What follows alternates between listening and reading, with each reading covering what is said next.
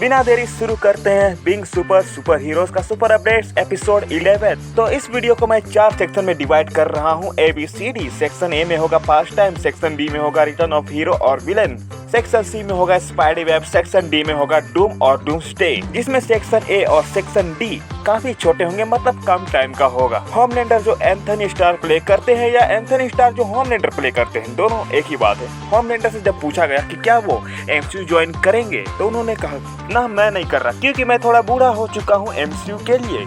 यही बात मार्शल अली को कहना चाहिए था, अब तक ब्लेड के साथ अटके हुए। बूढ़ा होने का बहाना उन्होंने कैमरे के सामने बनाया। असल बात यह है कि MCU में मदर मिल्क नहीं मिलता। पर फिर से किसी बंदे को खुजली हुई और होमलैंडर से पूछा कि क्या आप ग्रीन गॉब्लिन प्ले करना चाहेंगे MCU में। तो एंथनी स्टार ने जवाब दिया कि मैं ये कर सकता था, पर विलियम डॉफे ने बहुत ही ग्रेट वाला परफॉर्मेंस दिया है एज ग्रीन गॉब्लिन, तो मैं शायद ये ग्रीन गॉब्लिन वाला रोल नहीं कर रहा, बल्कि कोई भी रोल नहीं कर रहा है MCU में। पता है मुझे क्या लगता है, एंथनी स्टार ने मार्वल को पहले किसी रोल के लिए ऑडिशन दिए होंगे, पर मार्वल ने उस टाइम उससे रिजेक्ट कर दिया होगा, इसलिए एंथनी स्टार अभी चाह कर भी MCU ज्वाइन नहीं करना चाहते हैं, चाहे मार्वल कितना ही गिड़गिड़ा ले। पर जब मैं एंथनी स्टार या RDJ को देखता हूँ तो ऐसा लगता है जैसे मल्टीवर्स सच है और एंथनी स्टार और RDJ किसी दूसरे यूनिवर्स से पक्का होमलैंडर और आयरन मैन ही होंगे। आयरन मैन का अनऑफिशियल सन विजन की टीवी सीरीज विजन क्वेस्ट का प्रोडक्शन शुरू हो गया है। विजन क्वेस्ट में विजन की फैमिली मिल जाए तो मजा ही आ जाएगा और रूमर चल रहे कि शैंग-ची 2 में the Atlas foundation man villain हो सकती है। इसी के साथ पास टाइम खत्म और बढ़ते हैं अगले सेक्शन पे। Section B returns of hero और विलन्स। सेक्शन बी हमेशा से मेरी पसंदीदा रही है। जेना ओर्टेगा श्योर नहीं है कि वो MCU में कोई बड़ा रोल प्ले करेंगे, क्योंकि पहली बार जब वो एक्टिंग कर रही थी आयरन मैन 3 में तो उनकी डायलॉग्स की लाइनें निकाल दी गई थी और ऊपर से फिल्म में उनका नाम भी काट दिया गया था। पर हर लड़की का दिन आता है, तो अब ये वेडनेसडे से फेमस हो चुकी है और आयरन मैन 3 वाले कांड से मूव ऑन कर चुकी है। और रूमर चल रहे हैं कि, पर इसे रूमर नहीं कंफर्मेशन ही समझ के चलो, हीदर गिलेन और म्यूज डेयरडेविल के सीजन 2 में रिटर्न करेंगे। हीदर गिलेन बहुत अच्छी लगती है हमको। आप सब लोगों की प्यारी वांडा मिस एलिजाबेथ ओल्सेन ने कहा है कि उन्हें स्कारलेट विच और भी प्ले करने को मिलेगा तो उन्हें बहुत ही अच्छा लगेगा, साथ में हमें भी बहुत अच्छा लगेगा।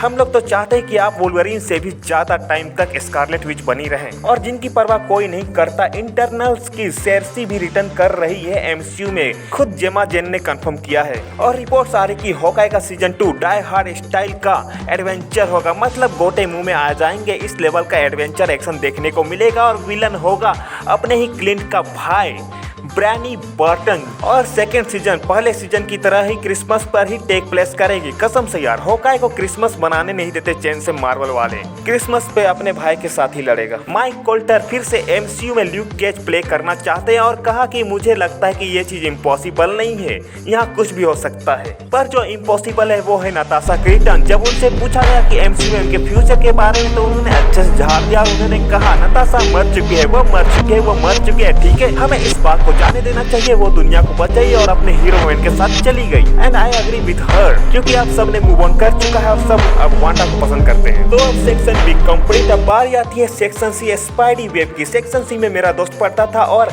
हम उसे मकरा बुलाते थे, इसलिए section C spidey web. सैडी Singh ने अपने जीन ग्रे प्ले करने के रूमर पे कहा है कि रूमर्स बहुत ही कूल है, ये एक महान कैरेक्टर है जिसे पढ़ना बहुत ही कूल है। पर रिपोर्ट्स आ रही है कि सैडी सिंह स्पाइडरमैन 4 में मैरी जेन प्ले करेंगे, जो सही है, पीटर मैरी जेन से कटवाने में आगे है और हमेशा आगे ही रहता है। जेकब बैटलॉन से उनके स्पाइडरमैन 4 में रिटर्न करने पर पूछा गया तो उन्होंने कहा कि I am honestly not sure, काश मेरा रिटर्न हो जाए।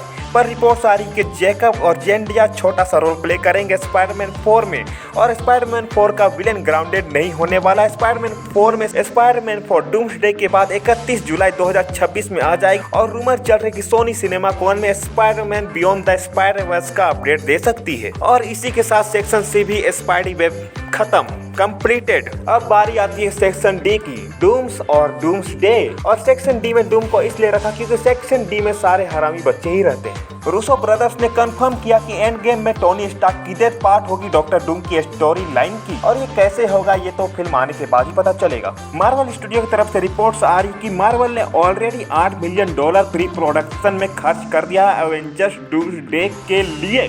लगभग 69-70 करोड़ खर्च हो चुके हैं, जो कि एंटमैन 2 और 3 के प्री प्रोडक्शन से दुगना है। और एवेंजर्स डूम्सडे का वर्किंग टाइटल का नाम for all time production UK रखा गया है। और इसी के साथ डी सेक्शन खत्म और ये वीडियो भी खत्म।